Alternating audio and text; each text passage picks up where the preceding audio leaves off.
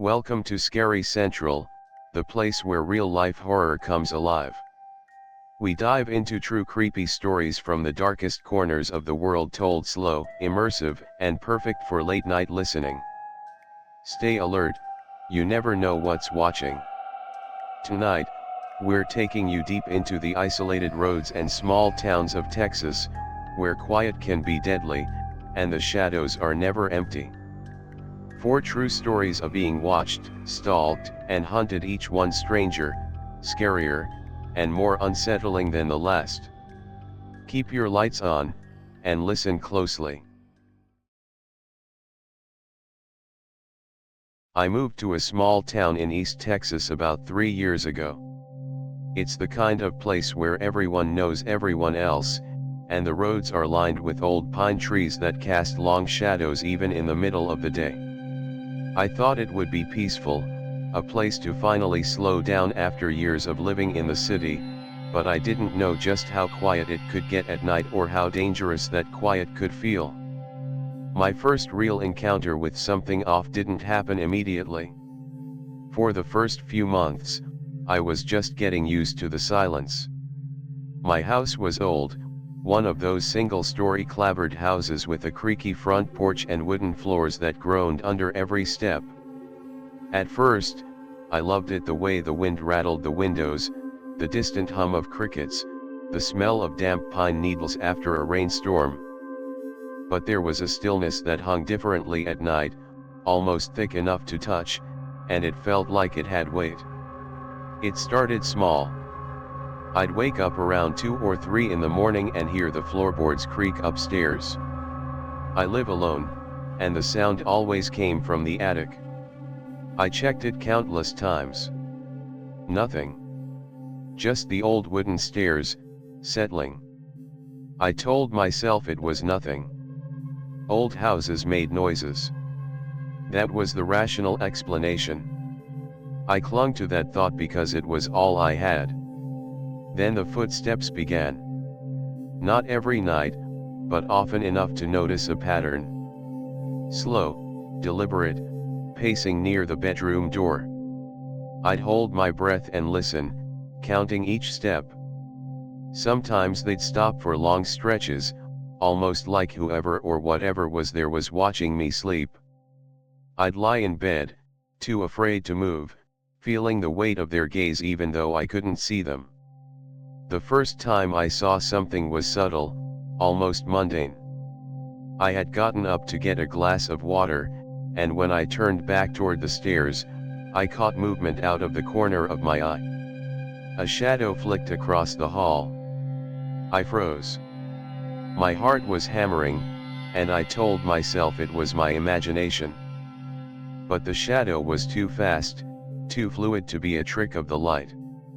I started leaving lights on at night, small lamps scattered around the house, hoping it would deter whoever or whatever was there. It didn't help. One night, I woke to the sound of whispering. Not words, just low, indistinct murmurs, like someone standing just outside my room, barely breathing. My bedroom door was closed. The whispers stopped when I turned on the light. I checked every corner, every closet, every window. Nothing. I wanted to leave, but I told myself it wasn't worth freaking out over. Maybe it was a neighbor sneaking around. That seemed more plausible than the alternative. Weeks later, I came home from work and noticed something off. The front door was locked, but the deadbolt was scratched. It wasn't forced open, just scratched, as if someone had been testing it, trying to figure out if it would give. My stomach sank. I started sleeping with the doors locked and the windows latched, but the tension never left me. I felt eyes on me constantly. At night, I'd hear the scratching again, soft and deliberate, like fingernails against wood. One evening, I decided to go for a drive. The roads near my house are winding and empty at night, lined with thick woods on either side. I thought the fresh air would clear my head. I drove slowly, listening to the hum of the engine, the crunch of gravel under the tires, when I noticed headlights in the rearview mirror. Another car. It was far back at first, but as I continued down the dark road, it stayed. I'd slow down, and it would slow down. I'd speed up, and it would speed up. Eventually, I took a turn onto a smaller side road. The car followed. My chest tightened. I turned onto another road, then another, and each time the headlights mirrored my movement, keeping pace like someone knew exactly where I was going. I finally stopped the car on a deserted stretch, my hands shaking, and the headlights did the same. They stopped too, just 100 feet behind me, waiting. I didn't wait to find out what would happen next. I drove straight home, lights blazing, doors locked, shaking all the way. After that night, I started noticing signs around the house that I couldn't ignore. Items would be moved slightly from where I left them. My trash would be tipped over. Once, I came home and found muddy footprints leading from the back door to the kitchen, then disappearing. I live alone, and my backyard is fenced. No one should have been able to get in without leaving clear signs.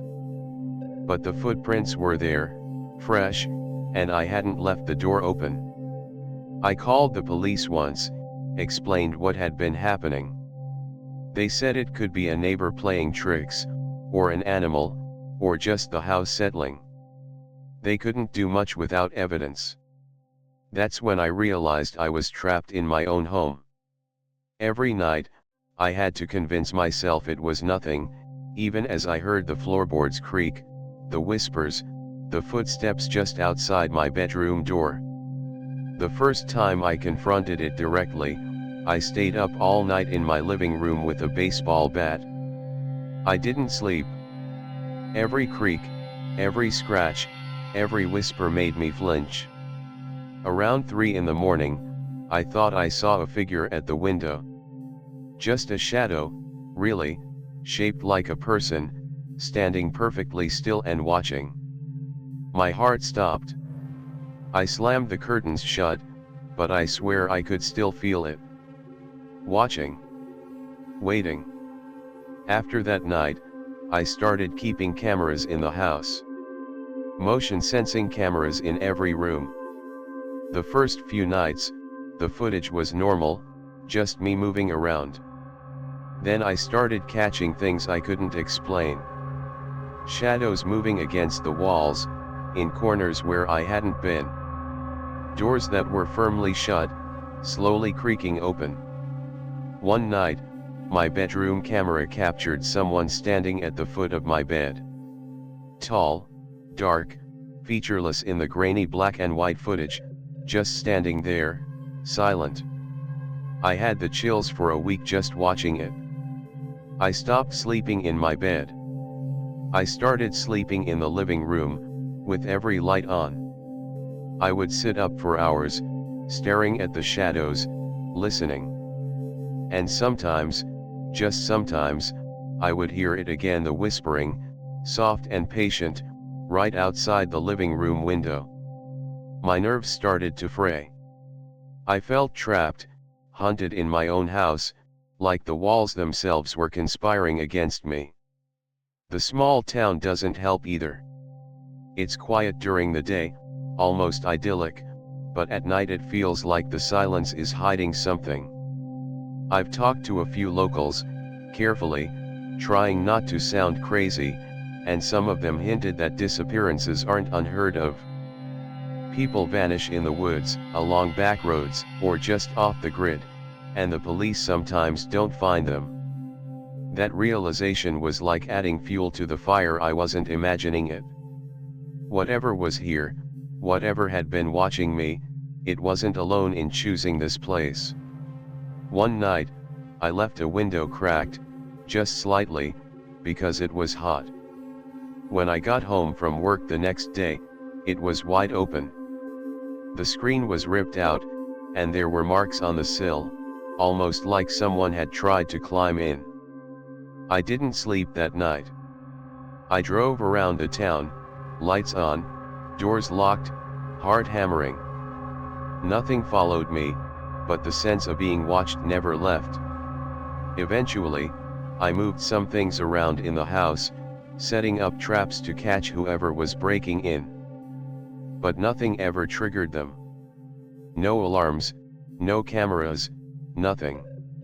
It's like whoever it was had known all along where I would place them. One night, I woke up to my bedroom door slowly opening. I froze, listening. The footsteps started, slow, deliberate, pacing across the floor. Then the door slammed shut. No one was there. My cameras recorded nothing. And yet, I felt it. The weight of someone watching me sleep. I've left the town now. I moved back to the city, where the roads are noisy and the nights are never completely quiet. And yet, I still feel it sometimes, when I'm alone in my apartment. A creak in the floor, a whisper that isn't there, the feeling of eyes on me. I don't know who or what it was, if it was even human, and part of me doesn't want to know. But I'll tell you this: there are places in Texas, and maybe everywhere, where the silence is dangerous. And sometimes, it's better to never stop listening. Even now, I sometimes check the corners of my apartment at night, just in case. I was driving home from a friend's place one Friday night, late enough that the highways were almost empty. Out in West Texas, the roads are straight and endless, the kind of blacktop that disappears into nothing, bordered by nothing but scrub and occasional fence lines. I liked the isolation at first. There's something calming about being alone with the hum of your tires and the radio playing softly. But that night, the isolation started to feel wrong. It started with the headlights. I saw them in my rearview mirror before I thought much of it, a single car following a little too closely. I tried not to panic, told myself it was normal, people drive late at night. But after a few miles, I noticed the car wasn't passing. No signal lights, no slowing down, just tailing me like a shadow I couldn't shake. I switched lanes. It switched lanes. I sped up. So did it. The road stretched straight ahead, black as ink, and the only sound was the soft rumble of the engine. I glanced at the clock 2:17 a.m. and realized I was out in the middle of nowhere. My phone had a weak signal. I felt a chill run through me. I decided to pull over at a rest stop up ahead, thinking maybe if I let it pass, I'd feel safer. But when I got out of the car, the headlights rolled up behind me like they had been waiting. The engine cut off, and silence fell. I could hear my own breathing, loud and harsh in the stillness. The car idled a few feet away, dark, with the engine off but the lights piercing the night. I told myself to stay calm. Maybe the driver had car trouble. Maybe it was coincidence. But something in my gut told me not to approach, not to engage. I got back in my car, locked the doors, and waited, pretending to be checking my phone. After a few tense minutes, the headlights faded down the road. I let out a shaky breath, my hands gripping the steering wheel so tightly my knuckles turned white. I didn't get far before I realized the car was back. Always behind me, never ahead, never turning off, just there. The roads were twisting now, narrow and lined with trees that bent over the asphalt, blotting out what little moonlight there was. The headlights followed me around every curve, like eyes refusing to blink. I tried calling the police. No signal. My voice sounded frantic when I muttered into the dead phone. That's when the idea hit me: I had to make it to a town, any town, and fast. I kept glancing in the rearview mirror, feeling the car's presence pressing into my neck. Every turn I took, every speed change, it mirrored me perfectly. I started to imagine it in the woods along the road, waiting to cut me off. My heart was hammering, every muscle tight, but I couldn't stop driving. Hours seemed to pass, though it was probably only 20 minutes. I saw a gas station up ahead, neon flickering like a beacon. I swerved in, pulling up as close as possible to the door. The other car followed, slowing down just as I parked, lights pointed straight at the building. The engine idled. My stomach churned. I sat in the car for a long time, trying to convince myself I was safe, but I could still feel the weight of those headlights on me. Watching. Waiting. Finally, I decided to go inside, needing witnesses. I stepped out and looked back. The car was gone. My knees almost buckled. I told the clerk what happened. He gave me a blank look. He said, "Around here, people drive late and tail strangers all the time. Nothing to worry about." I didn't feel reassured. I got back in my car, checked the surroundings. No one was there. When I finally made it home, still shaking, I thought the ordeal was over. I parked in my driveway, turned off the engine, and for a brief moment, the silence felt normal again. But then, I noticed something on the roof of my car. A scrap of paper, folded and taped under the edge of my rear window. My hands were trembling as I peeled it off. Written in block letters, messy and urgent, were the words, "You shouldn't have gotten home." I slammed the car door and ran inside, locking everything I could lock.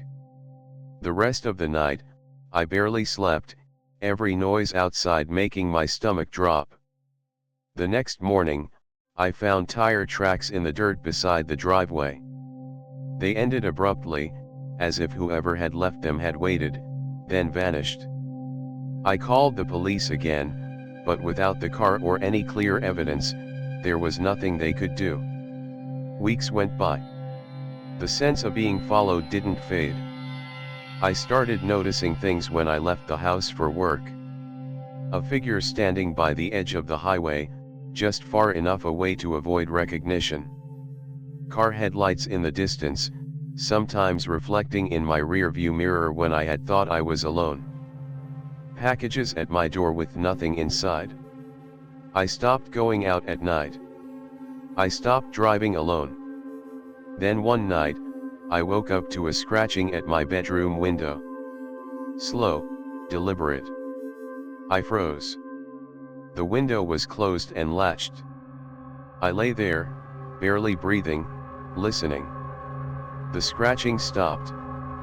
Then a whisper, so faint I almost thought I imagined it, "Why did you leave the road?" I didn't sleep that night. I didn't sleep for several nights after. I installed cameras, changed locks, stayed with friends. But deep down, I knew it didn't matter. Whoever or whatever had singled me out, had studied my routines, and knew exactly where I lived, how I moved, when I slept. The stalking wasn't over, it had just moved quiet. Patient. Months later, I learned of another disappearance along that same highway, a man who had left a small town, driving late at night, and vanished without a trace. The similarities made my blood run cold. It was all too real. And I realized, with a sinking feeling, that the isolation of these roads, the endless black stretches, and the quiet towns were exactly what made it possible. Out there, no one can help you. Out there, you're alone. Even now, I'm careful. I drive during the day. I avoid lonely roads. But sometimes, when the night is dark and the streets are empty, I catch headlights behind me, a faint reflection in my mirror, and I remember that feeling, the weight of someone watching, just waiting for the perfect moment to make you realize how small and vulnerable you really are. Because in Texas, some roads are endless. And sometimes, they're watched. I moved into a tiny town in central Texas about a year ago.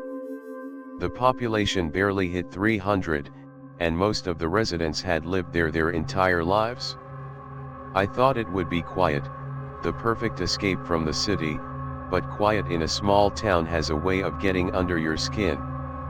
My house was an old, single-story brick home with a porch that sagged in the middle.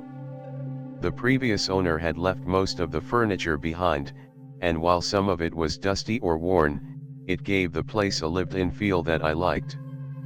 The first few nights were peaceful. I'd sit on the porch, listening to the distant hum of cicadas, the occasional bark of a dog, the wind rustling through the trees.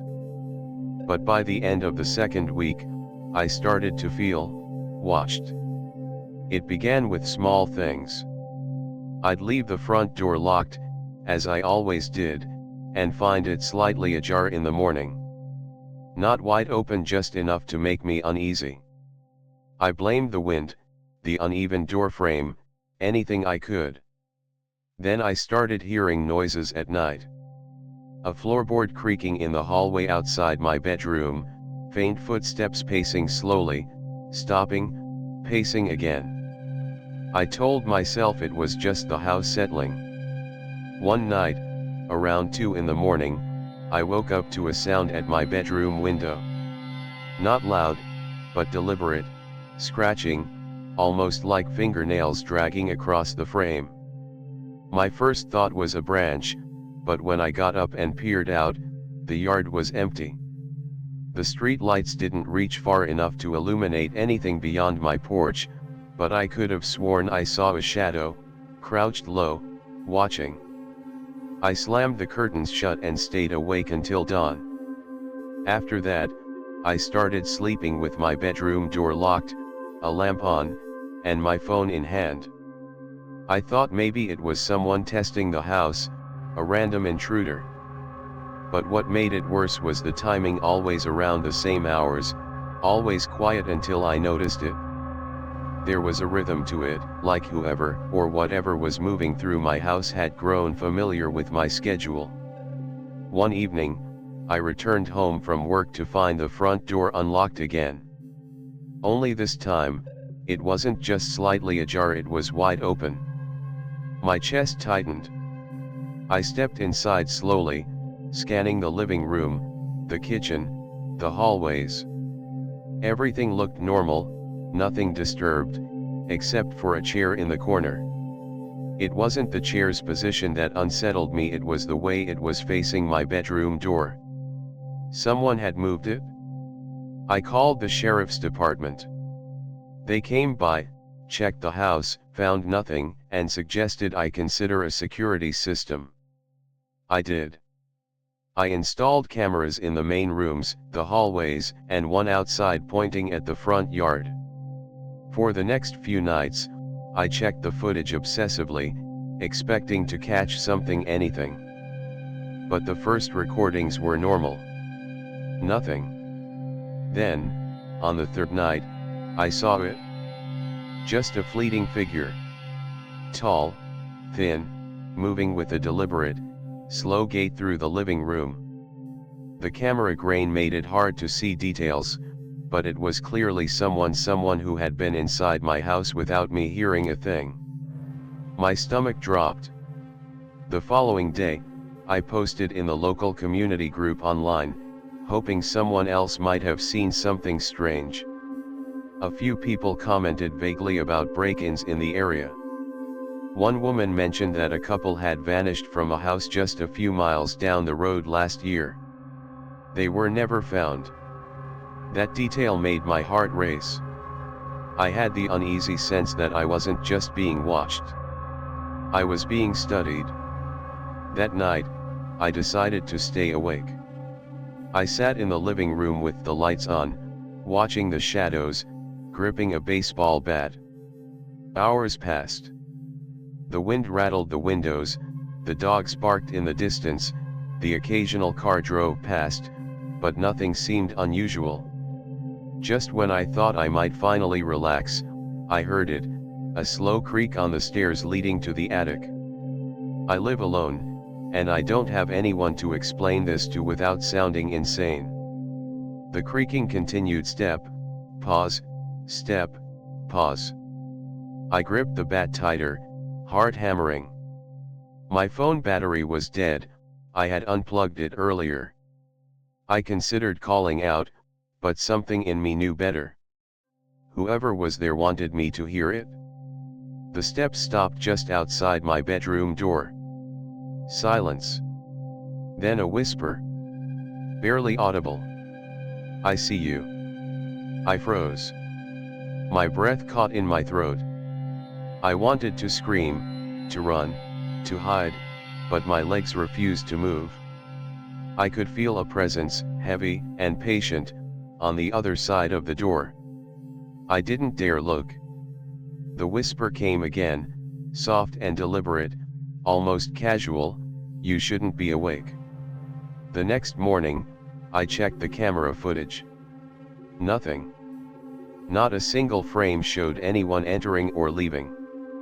The logs just ended in static.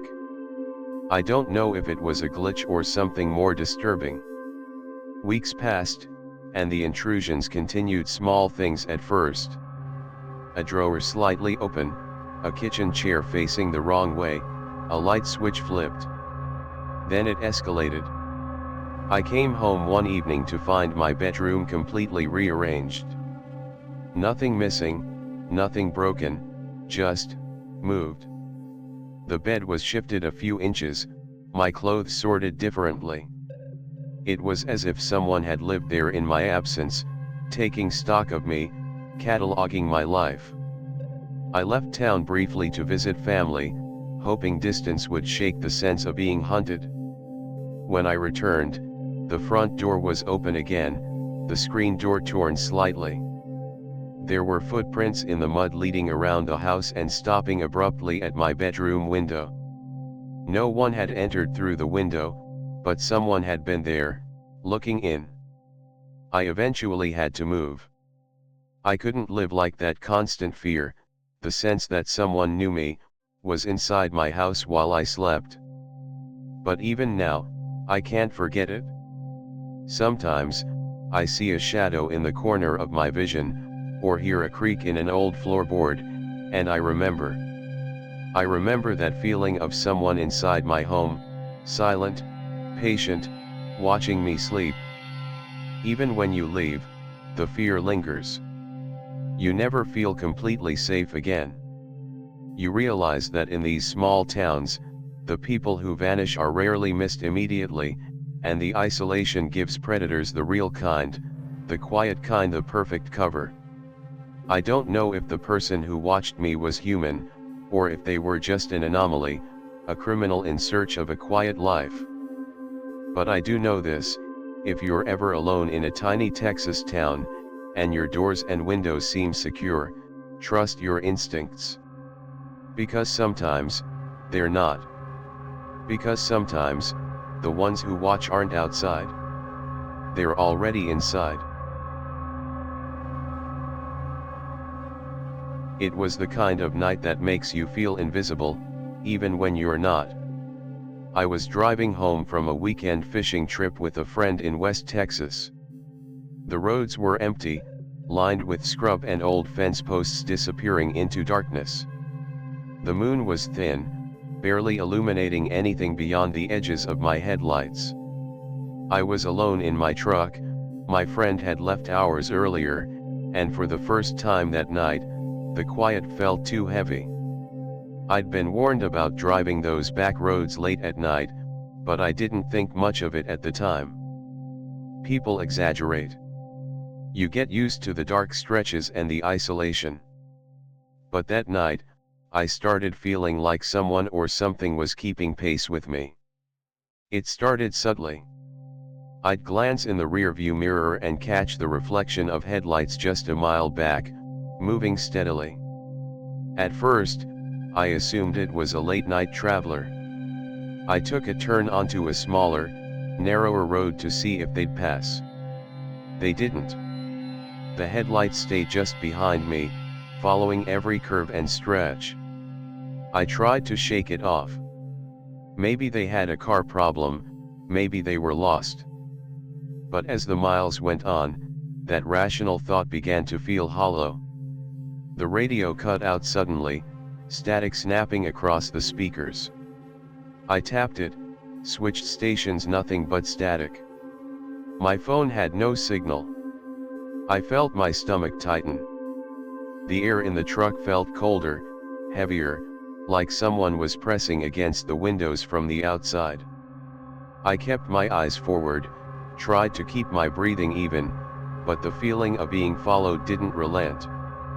When I passed a small, abandoned gas station, I noticed a figure standing near the edge of the lot, barely illuminated by a flickering light. At first, I thought it was just a passerby, someone walking home. But when I slowed down, the figure didn't move. And then, just as I tried to make out their features, it vanished into the shadows. I told myself I was imagining it, but my heart was pounding so hard I could feel it in my throat. I tried to ignore it, thinking that as long as I kept driving, nothing would happen. But then I saw the same figure or someone like it again, crouched just off the side of the road, moving alongside the trees.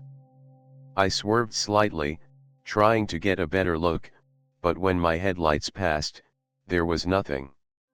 No footprints, no broken brush, just empty black. I reached a fork in the road, one path leading to the highway, the other into a tiny town I'd passed through before. I chose the town, thinking I'd find light, civilization, someone awake.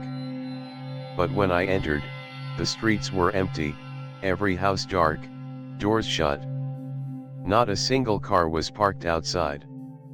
I drove slowly through the main street, gripping the steering wheel so tightly my knuckles hurt, and that's when I realized, the figure had been following me all along. It wasn't moving like a person normally would. There was a rhythm, deliberate enough to be patient but unnerving, like someone had time to study every step I took. I caught glimpses of it at the edge of the streetlights, then gone when I turned my head. It was tall, thin, unrecognizable, and impossible to look at directly. I finally made it to a diner on the far end of town. The door was locked. No sign of life. I pounded on it, shouted, my voice echoing across the empty street. Nothing.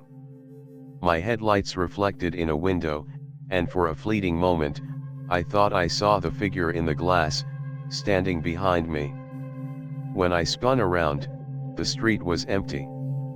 I stayed in the truck the rest of the night, huddled, trying to convince myself it was a prank, maybe a hallucination from exhaustion, but it didn't feel like any of those things. When dawn finally broke, I left the town as fast as I could. A few weeks later, I heard a story on the local news. A man had gone missing on the exact stretch of road I'd driven that night. He had left his truck behind and vanished, leaving no trace. The police had found nothing, not footprints, not tire marks, not even signs of a struggle. Just gone. I couldn't shake the feeling that whatever I had seen that night was the same thing that had claimed him. I don't drive that route anymore. I stick to the highways, where there are lights, other cars, and people awake. But every now and then, I have dreams about that stretch of road. The empty town, the figure moving alongside the trees, the black night pressing in on every side. And sometimes, I wake up in the middle of the night, and for a second, I swear I hear footsteps outside my apartment door, slow, deliberate, like someone is still following me. Out there, on those isolated Texas roads, you're never truly alone.